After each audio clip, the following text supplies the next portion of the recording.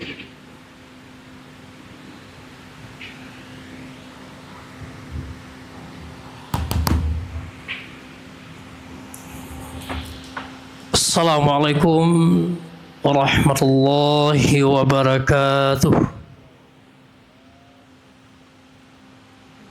Alhamdulillahilladzi anzala as-sakinata fi qulubil mu'minin liyazdadu imanan ma'a imanihim. Asyhadu an la ilaha illallah wahdahu la syarika lah wa asyhadu anna Muhammadan abduhu wa rasuluh sallallahu alaihi wasallam la nabiyya ba'dah. Allahumma shrah li sadri wa yassir li amri wahlul 'uqdatam min lisani yafqahu qawli. A'udzu billahi minasy syaithanir rajim. Bismillahirrahmanirrahim. Innal ladzina ja'u bil ifki 'usbatum minkum la tahsabuhu syarran lakum bal huwa khairul lakum. Likulli imri'in minhum maktasaba minal ism walladzi tawalla kibrahu minhum lahu adzabun 'adzim. Shadaqallahul 'adzim. Bapak-bapak dan ibu-ibu serta saudara-saudari kaum muslimin dan muslimat, jemaah salat zuhur Masjid Raya Syekh Ahmad Khatib Al-Minangkabawi yang dirahmati Allah dan yang saya muliakan.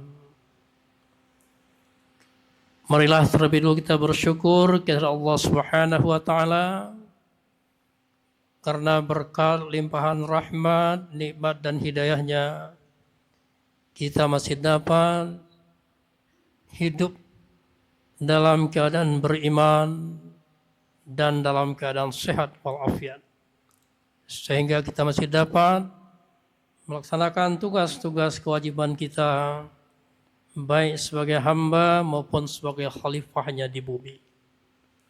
Selawat besar salam semoga tercurah buat junjungan kita yaitu Nabi besar Muhammad sallallahu alaihi wasallam. Kaum muslimin sidang jemaah zuhur yang berbahagia, ayat yang kita bacakan di awal ceramah tadi itu kita kutip dari surah An-Nur ayat 11.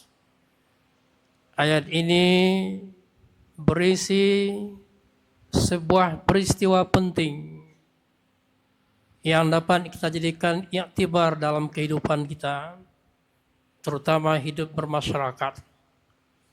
Terkenal dengan haditsul ifk. Hadis artinya peristiwa atau kejadian.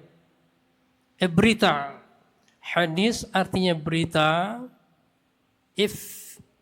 Ifkun itu artinya bohong. Jadi ayat ini dapat dijadikan panduan nanti bagaimana kita menyikapi sebuah berita-berita bohong yang beredar di tengah-tengah masyarakat. Ceritanya seperti ini. Tersebut dalam satu riwayat, Aisyah istri Rasulullah, dia pernah ikut dalam peperangan Bani Mustalik bersama dengan sahabat-sahabat yang lain. Biasanya istri Rasulullah itu semuanya mau ikut berperang. Maka diundi. Waktu itu Aisyah yang dapat giliran untuk ikut berperang. Selesai peperangan itu, di tengah perjalanan menuju kota Madinah, beliau turun dari untanya karena ingin buang air kecil. Karena badannya yang tidak begitu besar, rombongan yang lain tidak melihat Aisyah itu turun dari unta, sehingga rombongan yang lain udah berangkat jalan menuju kota Madinah.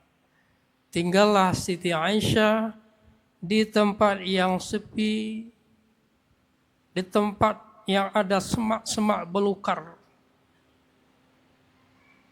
Tiba-tiba datang seorang pemuda yang tadi juga ikut berperang. Orang itu bernama Safwan bin Mu'attal. Safwan tentu kaget.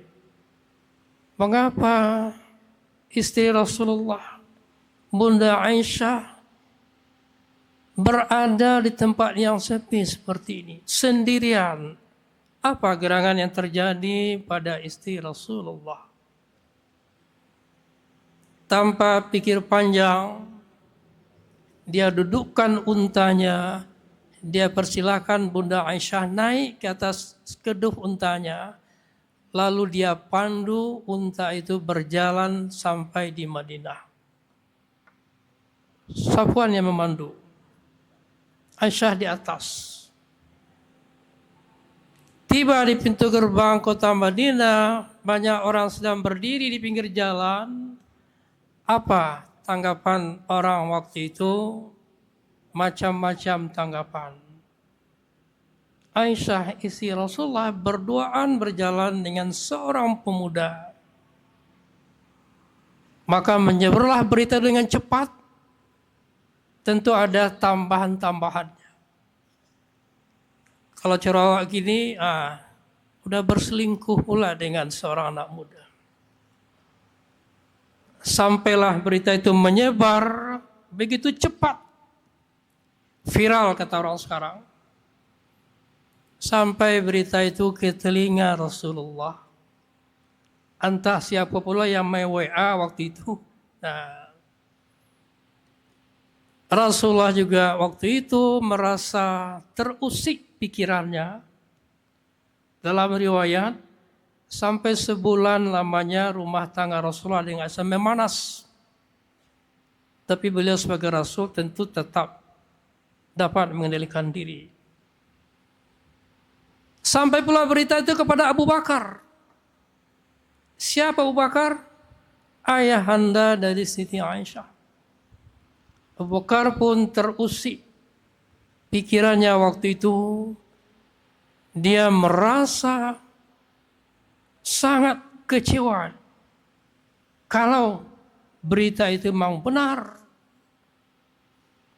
Panas hati Abu Bakar sampai dia menjatuhkan sanksi kepada gadis yang menjadi pembantu rumah tangganya bernama Mistah, karena ikut-ikut pula menyebarkan berita itu. Rasul Abu Bakar sampai bertekad tidak akan memberikan bantuan yang pernah diberikan setiap bulan. Sekarang bantuan itu diputuskan, kata Abu Bakar kepada pembantu yang bernama Mistah. Abu Bakar pun dapat teguran dari Allah. Itu dapat dilihat pada ayat 22 surah An-Nur. Wala ya'tali ulul fadli minkum wassa'ah ay yu'tu ulil qurba wal miskin wal muhajirin fi sabilillah wal ya'fu wal yasfahu. Hendaklah orang yang diberi kelapangan rezeki, janganlah ia bersumpah untuk tidak memberikan bantuan kepada orang miskin, orang yang berjuang jalan Allah. Maafkanlah dia, maafkan mereka, dan lapangkanlah hatimu. Ini sindiran halus terhadap Abu Bakar yang cepat pula terpengaruh. Padahal berita itu belum tentu benarnya. Nah, karena waktu itu masih dalam periode turunnya Al-Quran, maka turunlah surat An-Nur ayat 11 yang kita bacakan tadi. yang terjemahnya innalladzina ja'u bil ifki usbatum minkum. Sesungguhnya orang-orang yang membawa berita bohong itu bahagian dari kamu juga, kata Allah kepada Rasulullah. Wala tahsabuhu syarran lakum bal huwa khairul lakum. Jangan kau mengira itu buruk bagimu, tapi ada kebaikan bagimu. Likulli imri'in minhum maktasaba minal ism. Setiap mereka yang terlibat dalam berita bohong itu, sekarang ada nama hoax, dia akan mengandung dosanya, akan menanggung dosa. Wallazi tawalla kibrahu minhum lahu azabun azim. Sedangkan orang yang mengambil bahagian terbesar dari berita bohong, dia akan mendapatkan azab yang sangat pedih. Baru dengan turunnya ayat ini terbongkarlah siapa yang kerok dari setiap berita bohong di Madinah selama ini.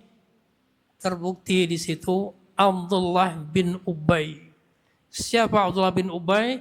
Dia Islam. Dia juga ikut berperang, tapi dia seorang munafik. Papek di luar, pancuang di dalam, tunjuk luruh kelengkang pakai.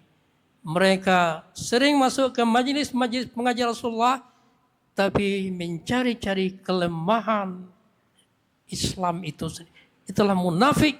Munafik lebih berbahaya daripada kafir. Kafir yang tidak musuhi kita, tidak boleh kita ganggu. Berbeda akidah boleh, tapi kalau bermusuhan baru kita boleh balas. Munafik tidak seperti itu. Kemana dia masuk, dia seperti orang itu. Di belakang lain ceritanya. Apabila dia datang kepada orang beriman, dia berkatakan kami beriman. Wa iza laqul ladzina amanu qalu amanna. Kalau mereka masuk pada kelompok orang beriman, dia berkata kami beriman. Wa iza khalau ila syayatinihim qalu inna ma'akum. Tapi bila mereka masuk kembali kepada anteks mereka, mereka berkata kami bersama kamu. Itulah munafik yang harus kita waspadai. Orang kafir berbeda akidah jelas. Kalau mereka tidak mengganggu, kita tidak boleh mengganggu mereka. Tapi orang munafik mungkin ada di samping kita, mungkin ada di tengah-tengah pergaulan kita, mungkin ada di tengah-tengah komunitas kita. Harus kita waspadai. Kaum muslimin, sidang jemaah yang berbahagia, dari ayat ini kita dapat mengambil pelajaran antara lain, pertama, berita-berita bohong atau fitnah itu sasarannya yang pertama biasa memang orang-orang baik. Kalau orang jahat, tidak ada lagi fitnah, memang dia sudah jahat. Jadi orang baik, kalau jadi sasaran fitnah, boleh dia melakukan klarifikasi. Kalau Aisyah kena fitnah, ayat masih turun. Kalau kita sekarang kena fitnah, tidak ada lagi turun ayat. Kita wajib, kita boleh melakukan klarifikasi. Di fitnah melalui Quran, misalnya ada hak jawab. Kalau kita memang tidak melakukan sesuatu. Yang kedua, fitnah lebih kejam daripada pembunuhan. Lalu yang ketiga, dengan adanya peristiwa itu kata Allah, jangan dikira itu buruk bagimu hai Muhammad, ada kebaikannya. Dengan terjadinya peristiwa itu terbongkarlah siapa biang kerok dari fitnah yang terjadi selama ini. Itu Abdullah bin Ubay. Ketika Abdullah bin Ubay mau meninggal, Rasulullah ingin mendoakan, ditegur oleh Allah Subhanahu wa taala. Itu jahatnya orang-orang munafik, karena itu mari kita waspadai. Kemudian yang terakhir, orang yang menyebarkan berita hoak dia juga berarti ambil bahagian dari kejahatan itu, pasti ada sanksi diberikan Allah SWT. Tapi yang menanggung dosa terbesar tokoh intelektualnya kita sekarang, provokator. Tapi sayang, di negeri kita ini provokator itu pula yang sulit membuktikannya. Kata aparat, ada provokatornya, tapi tidak pernah ditangkap. Karena itu waspadalah bahwa fitnah itu ada di mana-mana. Mari kita berpedoman kepada kitab suci Al-Quran dalam menyikapi sebuah fitnah, dan yang paling penting jangan kita terlibat berbuat fitnah di tengah-tengah masyarakat. Demikianlah ceramah kita pada siang hari ini. Mudah-mudahan dapat kita jadikan pedoman dalam menghadapi kehidupan yang penuh dengan cabaran ini. Fa'tabiru ya bil absar. Billahi taufiq wal hidayah. Wassalamualaikum warahmatullahi wabarakatuh.